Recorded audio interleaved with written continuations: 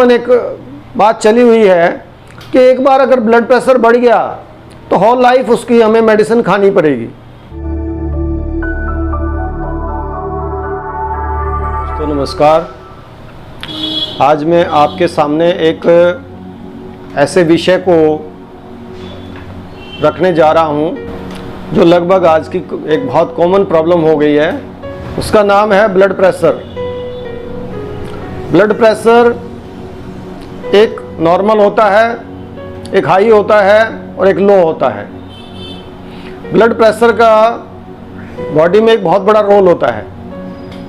Blood pressure का काम है ऑक्सीजन को फेफड़ों से पूरी बॉडी में डिस्ट्रीब्यूट करना, उसको पूरी बॉडी में पहुंचाना, और उससे फिर बॉडी में जो सिंथेसिस होता है, जो मेटाबॉलिज्म होता है, जो प्रक्रियाएं घटती हैं, उनसे फिर हमारी बॉडी में एनर्जी प्रोड्यूस होती है और जिससे हमारी बॉडी बनती है और चलती है।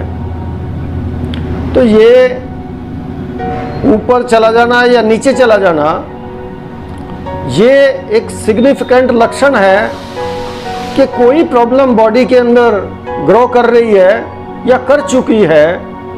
ये उसको शो करने के लिए बॉडी बताती है कि ब्लड प्रेशर कम हो गया, तो अंदर बॉडी में उतनी एनर्जी नहीं बन रही जितनी बॉडी को चलाने के लिए चाहिए, जितनी हार्ट को प्रॉपर फंक्शनिंग के लिए चाहिए, उतनी एनर्जी, उतनी ऊर्जा बॉडी प्रोड्यूस नहीं कर रही किसी कारण से।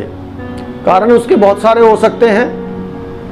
दूसरा, हाई बीपी होना। हाई बीपी के भी कई कारण हो जाते हैं। उसका कारण है कि बॉडी कहीं ना कहीं एग्रावेशन में है, बॉडी किसी चीज़ के प्रति इरिटेट है, बॉडी किसी चीज़ को निकालना चाहती है। उसमें मानसिक कारण भी हो सकते हैं और शारीरिक कारण भी हो सकते हैं। तो आयुर्वेद के अनुसार ब्लड प्रेशर कोई बीमारी नहीं होती, कोई इंडिपेंडेंट रोग नहीं होता। ये किसी ना किसी प्रॉब्लम जो बॉडी के अंदर घटित हो रही है उसका एक लक्षण मात्र होता है। तो इसलिए जो आज के समय में एक बहुत ही रूटीन कॉमन एक बात चली हुई है कि एक बार अगर ब्लड प्रेशर बढ़ गया तो होल लाइफ उसकी हमें मेडिसिन खानी पड़ेगी। ये हमारे डॉक्टर उसको हमेशा के लिए बोलते हैं कि ये तूने नहीं छोड़नी है, हार्ट अटैक हो जाएगा या कुछ और प्रॉब्लम आ जाएगी, ब्रेन हेमरेज हो जाएगा।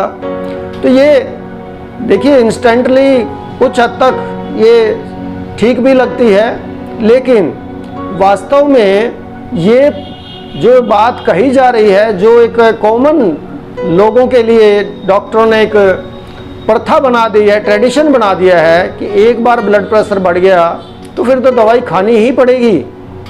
ये आयुर्वेद के अनुसार बिल्कुल गलत है। इससे फायदे की बजाय उल्टा नुकसान होते हैं। इंस्टेंटली कभी अगर किसी का ब्लड प्रेशर हाई हो भी गया तो मुख्यतया उसके अंदर सबसे पहले हमें देखना चाहिए कि ब्लड प्रेशर तो बढ़ा है, लेकिन उसके पीछे कारण क्या है। अगर मानसिक कारण है तो उसको काउंसलिंग करके पूछना चाहिए और उसका समाधान करना चाहिए। तो जो नर्वस एक्टिवेशन है, नर्वस एग्रावेशन है, वो कुछ समय के बाद शांत हो जाएगा और ब्लड प्रेशर नॉर्मल हो जाएगा।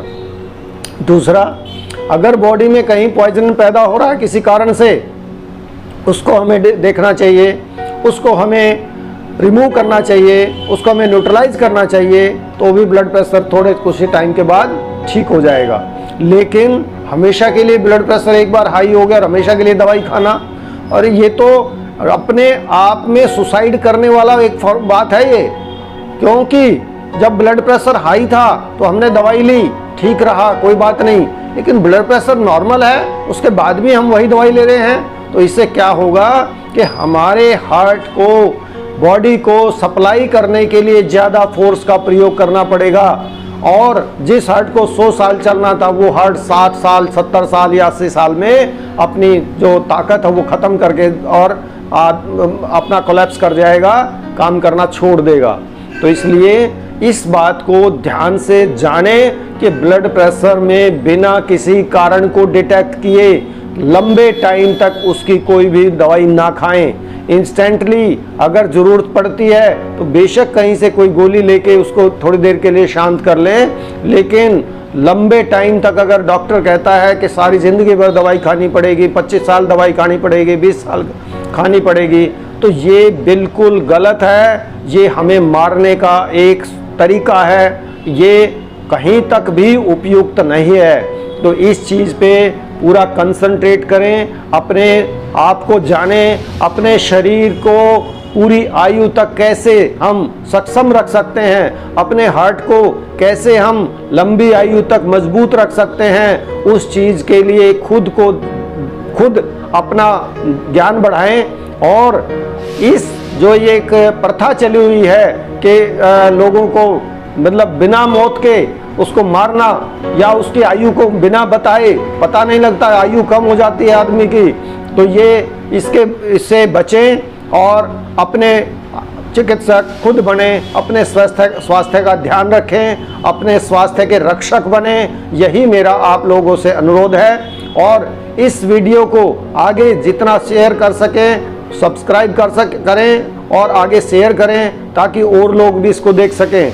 और इसके साथ साथ आगे भी मैं पर्टिकुलर बीपी के ऊपर, हाई बीपी और लो बीपी, उसके कुछ रीजंस, मुख्य कारण और उसके कुछ सामान्य इलाज, घरेलू इलाजों का भी मैं वर्णन करूंगा। तो आगे की वीडियो का भी इंतजार करें। धन्यवाद।